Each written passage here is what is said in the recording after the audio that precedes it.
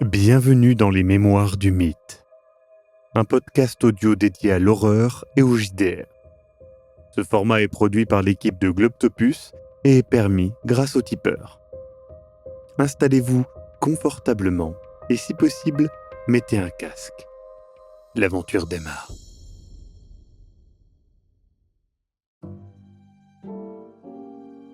T'es à deux doigts de dire qu'il est pas humain là en fait.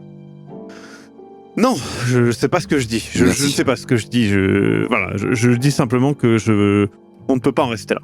D'accord. Trinidad Rizzo est morte. On le sait. Le professeur est à l'hôpital.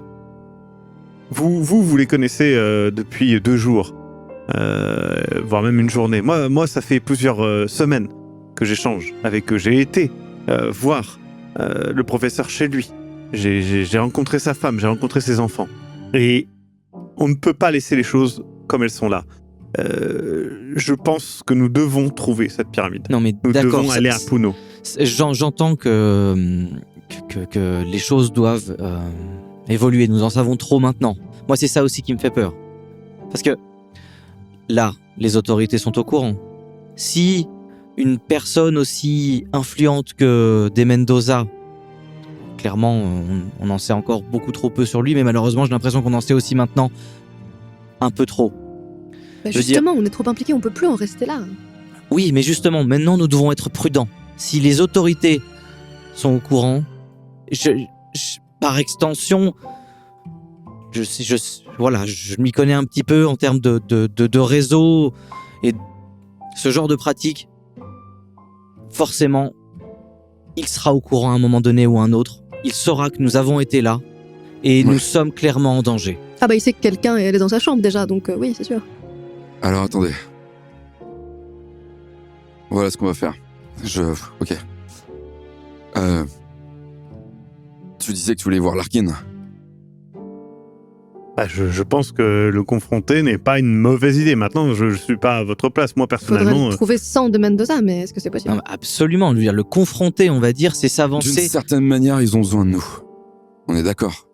Moi, ce que je pense, c'est que si De Mendoza manipule et utilise Larkin, nous le saurons assez vite. Ouais. Et si Larkin descend de sa chambre seul et que nous venons le voir seul à seul, peut-être sera-t-il capable de nous montrer un signe comme quoi il est sous son influence. Ou pas du tout, je n'en sais rien. Mais clairement, il y a 2 solutions. Il y a 2 manières d'adopter les choses. Soit nous nous mettons clairement à l'abri maintenant et tentons quelque chose de notre côté, soit nous maintenons une pièce de théâtre à 4 avec tous les impondérables et tous les imprévus que ça... Ce n'est pas tenable. Ah non, bah non. On peut leur faire croire avec n'importe quoi. Il suffit que j'écrive une lettre, par exemple, à mon frère, où je lui dis que tout se passe bien, qu'il y a eu quelques petits soucis, mais rien de grave, que je suis tout excité de partir en expédition avec Monsieur Larkin et tout ça. Et ça brouillera les pistes. Raymond, je te parle pas de ça, je te parle de réaction physique en face de lui. Tu ne peux pas trahir certaines émotions, ce que tu nous as vu dans le couloir. Non, mais on va pas aller en expédition avec ces gens-là. Moi, je vais pas dormir à côté de gens qui comptent me sacrifier, excusez-moi. Vous parliez de prudence, mais là, je pense que je n'ai pas envie de faire absolument, c'est pour ça que je dis bien qu'il y a 2... Et nous ne savons pas de quoi ils sont capables. Le coup de poignard a laissé l'étudiant en vie. La larve semble n'avoir pas fait plus de dégâts que cela, mais qu'en est-il de Trinidad Rizzo? Quel outil, quelle chose a pu faire cela? Je veux même pas le savoir. Nous ne pouvons pas continuer de faire semblant. Nous n'y arriverons pas. Si on sait qu'il y a des vies qui sont en danger, et il y en a beaucoup s'il s'agit justement d'un culte, et qu'on fait rien pour les sauver, on a prêté... Pour toutes les vies qu'on n'a pas pu sauver, je pense que... on peut pas rester sans rien faire. Si on va voir Larkin, au moins, s'il descend seul, on pourra peut-être essayer de lui parler. S'il descend avec De Mendoza, on aura plus ou moins la certitude qu'il est manipulé. Et c'est déjà quelque chose, savoir qui est derrière ça, il faut connaître son ennemi. Qu'est-ce que vous proposez, du coup? Qu'on aille voir quand même Larkin? Est-ce qu'on y va tous les 4? Est-ce que certains d'entre nous seulement? Peut-être pas moi. Je pense que c'est pas une mauvaise idée d'aller voir Larkin. Au moins pour essayer de voir s'il est manipulé par De Mendoza, parce qu'on saura qui est derrière tout ça. Un seul d'entre nous, peut-être. Et avec quelqu'un d'autre caché non loin pour aider. Quelqu'un qui ne ferait pas peur à Larkin. Et tu vois qu'il regarde vers Célia. J'ai vu j'ai compris qu'il Et regardait vers moi. Il soulève les sourcils dans un air de « Oups, je suis pris ». Vous savez, mais en rigolant. Vous savez, Jackson, les apparences sont trompeuses. Hein. Oui, justement, mais je pense que Larkin n'est pas du genre à se douter de cela. Je veux bien t'accompagner. Je vais le voir sous un prétexte quelconque. Peut-être que je peux lui parler d'équipement médical pour le voyage, oui. quelque chose comme ça. Peut-être, oui. Si jamais... Une préoccupation médicale, c'est parfaitement... Peut-être même lui parler de sa condition, peut-être faire une remarque sur le fait que vous avez remarqué qu'il semblait aller mal. Oui. Qu'il transpirait beaucoup. Voilà. En tant que médecin de cette oui, expédition, oui. ouais, bien sûr. C'est vrai ça. Et une fois qu'il est seul, là, essayez de déceler quelque chose. Je pense que vous arriverez à le convaincre d'une manière ou d'une autre de révéler quelque chose. Et pendant ce temps-là, Luca, vous pouvez effectivement faire acte de protection et utiliser votre arme si besoin. Je veux bien faire ça. Pendant ce temps-là, nous deux, nous resterons Moi, eh bien ici et peut-être préparer justement de quoi aller à Puno. Et si vous pouvez, Jackson, je suis sûr que vous allez le faire, mais me transmettre ce que vous apprendrez, prendre des nouvelles du professeur. Oui, évidemment. Je vous en serai gré. Et Jackson, moi j'ai ceci. J'ouvre ma veste, je montre mon revolver. Mais vous êtes... Vous pouvez vous défendre. Enfin, on ne sait pas. Écoutez, je pense que oui. Il est temps que je me fournisse quelque chose. En tout cas, nous ne savons pas vers quoi nous allons. Vous savez vous en servir? Oui. Ah bah moi je vais rejoindre l'équipe, hein, comme ça je me sentirai pas mis de côté. Eh bien écoutez, faisons cela ensemble. Allons faire du shopping pendant que Luca et Célia vont Ah, attends, au devant de risques un peu plus sérieux. Jackson, tu disais toi-même qu'on était surveillés éventuellement. J'en sais rien. Non mais partez du justement. principe que vous l'êtes parce que c'est sûrement le cas. Voilà. Après, c'est pas étrange que vous vouliez vous acheter des armes pour partir une expédition dans la montagne. Écoutez, Il n'y a pas de problème, c'est fréquent d'acheter des armes. C'est très bien, les armes. il n'est pas si tard. Allons-y maintenant, avant qu'il fasse nuit noire. Très bien, je vais aller voir Larkin et... Je lui parlais de médecine, je ne sais pas. Je viens avec toi. Vous vous séparez donc en deux groupes. Luca et Célia allaient vers l'hôtel Espagna, tandis que Elias et Raymond partent en ville faire du shopping. Tu marches, mon cher Raymond, avec Elias. Il te refait une tape dans le dos et fait je sais que vous étiez bien entendu avec Trinidad et sachez que je partage votre peine. Bon, ça, c'est bien entendu, c'est pas ça qui me... C'est pas tant ça qui me dérange. C'est pas... T'as déjà vu un cadavre, toi?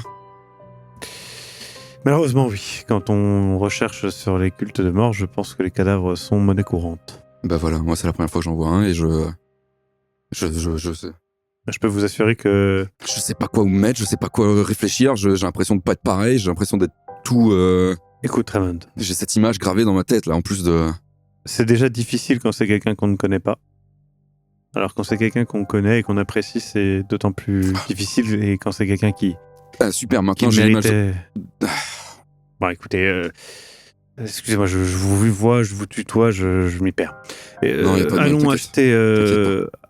acheter, ce qu'il nous faut et voilà. Donc vous allez acheter vraiment des revolvers, le truc le plus simple en fait, pas un gros truc. Voilà, quelque chose qui peut facilement se mettre de manière discrète sur vous et puis qui est facile d'utilisation surtout parce que c'est vrai que les pistolets, c'est pas... On est en 1921, donc évidemment ça existe, mais ce n'est pas le plus fiable du monde, dirons-nous. Donc vous repartez avec des 38, tout simplement, et quelques cartouches. Et du coup, vous revenez à l'hôtel et vous attendez. pendant qu'on attend, on peut on est dans l'hôtel de Jackson, non? Vous êtes dans l'hôtel Maury. Et les artefacts, du coup, le couteau et le... Ouais, ils sont là. Ok. Bon, Dans une des chambres, hein, bien évidemment. je les prends dans ma chambre et je voudrais les étudier et j'invite Jackson à étudier le truc avec moi. Très bien. Tu étudies et effectivement, ça ne ressemble à rien que tu connais. C'est vraiment quelque chose... l'écriture, la forme... Par contre, c'est vrai que ça vous fait penser tous les deux au texte que vous avez lu. Hein. Le côté, les deux morceaux, des côtés qui sont un peu usés, etc.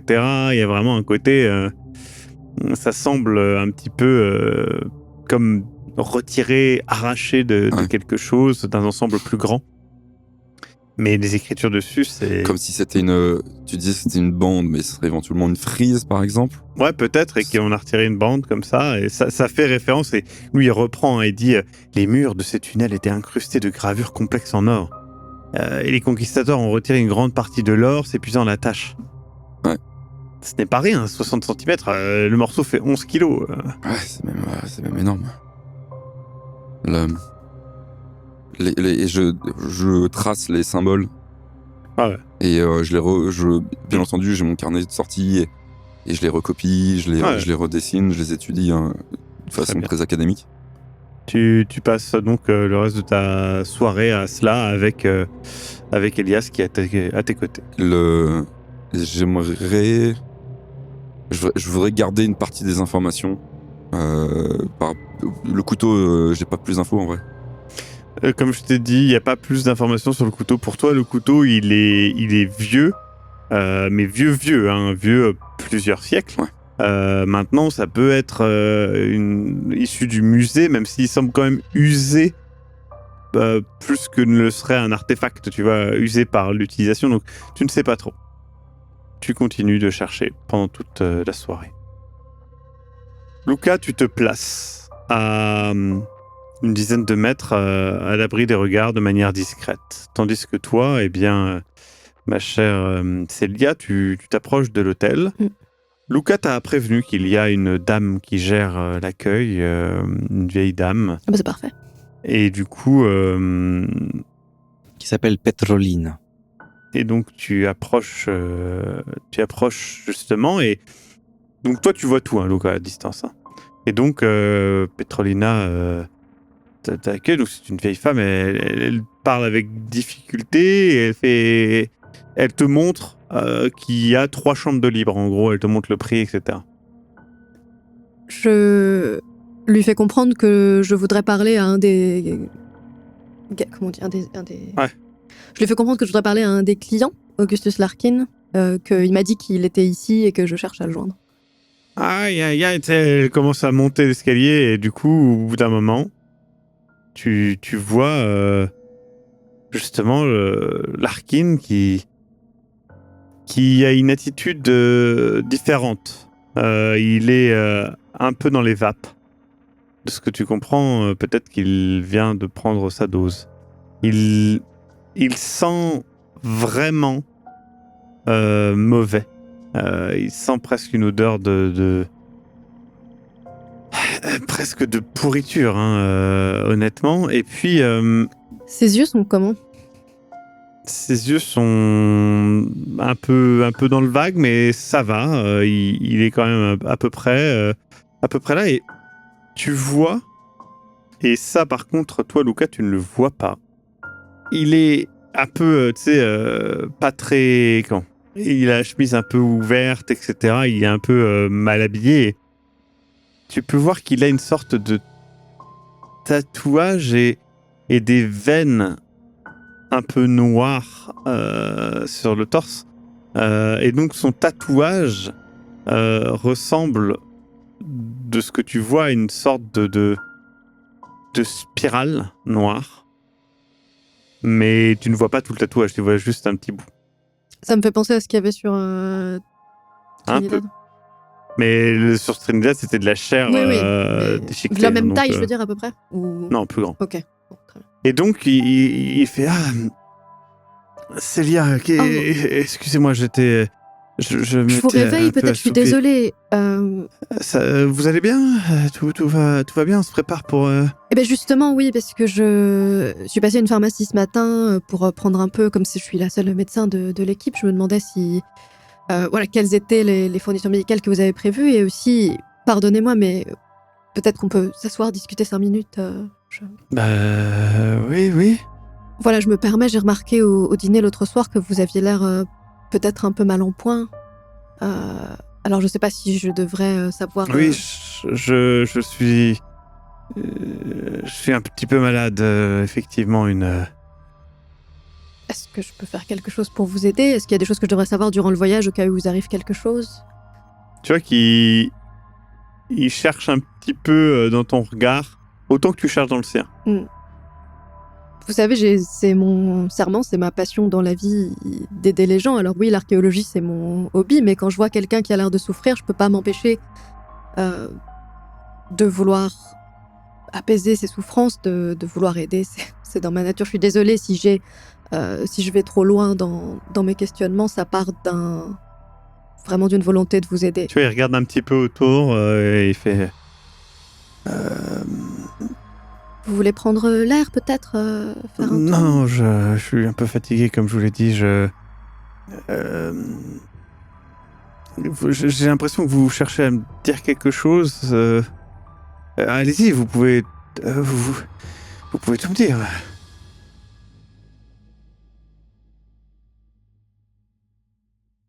Ah non, je cherchais simplement à vous aider. Vous êtes malade, mais je pense que c'est peut-être... Ok, est-ce qu'il y a quelque chose que je devrais savoir, monsieur Larkin?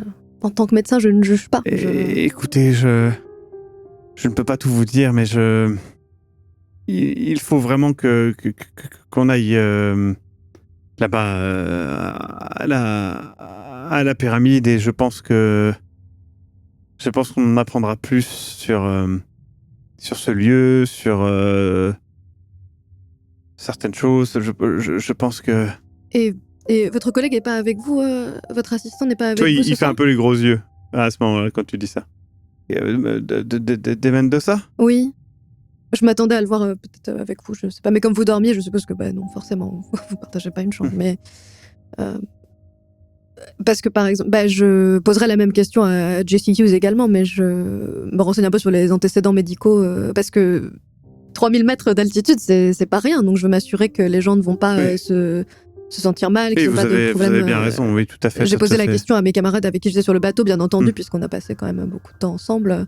Donc je sais pas s'il est de la région, je suppose qu'il n'a pas de problème avec l'altitude, s'il connaît bien, mais... Non, il n'est pas de la région. Hein. Mais oui, je pense qu'il n'y a pas de problème pour lui. Écoutez, je vais vous laisser, je me sens pas très bien. On se voit du coup lundi matin? Oui, lundi. C'était lundi qu'on avait rendez-vous, hein, c'est bien ça. Oui, Pardon, lundi, c'est moi qui... Ouais. C'est bien ici et voilà, n'hésitez pas si vous avez le moindre souci, bien sûr. Vous non plus, n'hésitez pas, vous savez si je peux vous aider en... En tout cas, merci d'être venu et voilà, de vous inquiéter de toute l'équipée, c'est mon métier, après tout. Non, mais c'est très recommandable. Bravo à vous, en tout cas. Bonne soirée et profitez de Lima aujourd'hui, puis demain. Enfin, la fin de la soirée, puis demain. Et ce serait possible de parler à votre assistant, ou il est là ce soir aussi, ou... Il se repose. Très bien, il a bien raison, c'est vrai que c'est... faites-lui dire en tout cas que s'il a quelques problèmes que ce soit, quelques antécédents médicaux, de juste m'en faire part avant et... Oui, bien sûr. Merci beaucoup. Bonne soirée, à lundi. À lundi. Tu repars et puis au bout d'un moment, tu es rejoint par Luca.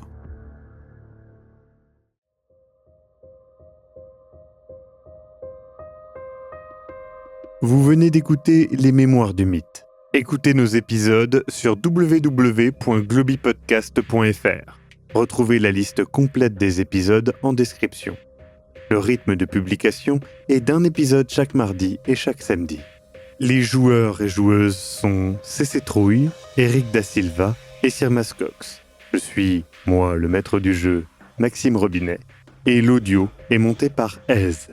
Les musiques utilisées viennent du site Epidemic Sound. Soutenez-nous et obtenez les épisodes un mois en avance sur tipeee.com/sombre-machination.